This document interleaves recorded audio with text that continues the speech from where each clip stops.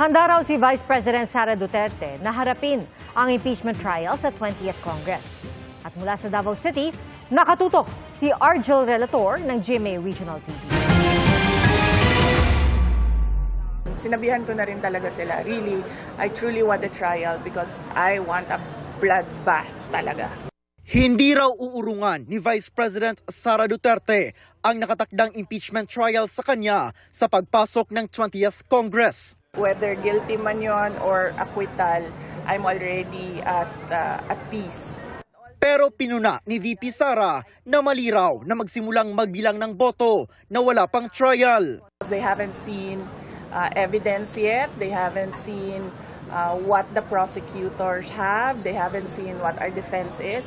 So parang mali siguro na magbilangan ng boto ng walang trial. Hindi na rin daw nagulat ang bise sa umano'y pagiging kasapi ni na presumptive party list representative Chal Jokno at Leila de Lima sa prosecution team sa impeachment trial. They've been very vocal anti-Duterte since birth. Yes. In fact, wala pa sa mapa si dating Pangulong Rodrigo Duterte to become president, ay anti-Duterte na talaga si Secretary de Lima.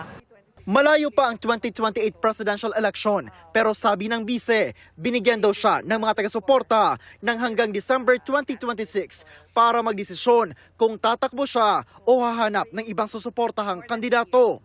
I have more than a year to really sit down and list down the pros and cons as I did at 2021 with regard to running for president. Sa katatapos naman na eleksyon, proud daw ang bise sa mga senatorial candidate ng PDP laban kahit hindi raw ito ang inasahan nilang resulta. Ngayong umaga, dumalo si VP Sara sa Thanksgiving Mass sa Carmelite Church sa Davao City matapos ang eleksyon 2025. Naroon din ang kapatid na si Davao City 1st District Representative Paulo Duterte at mga anak ni Kong Pulong na sina 2nd District Representative-elect Omar Duterte at 1st District Councilor-elect Rigo Duterte.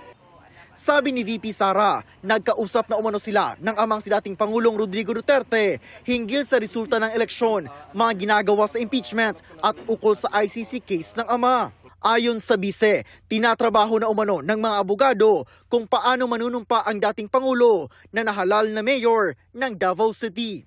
Para sa GMA Integrated News, Argel Relator ng GMA Regional TV, nakatutok 24 oras.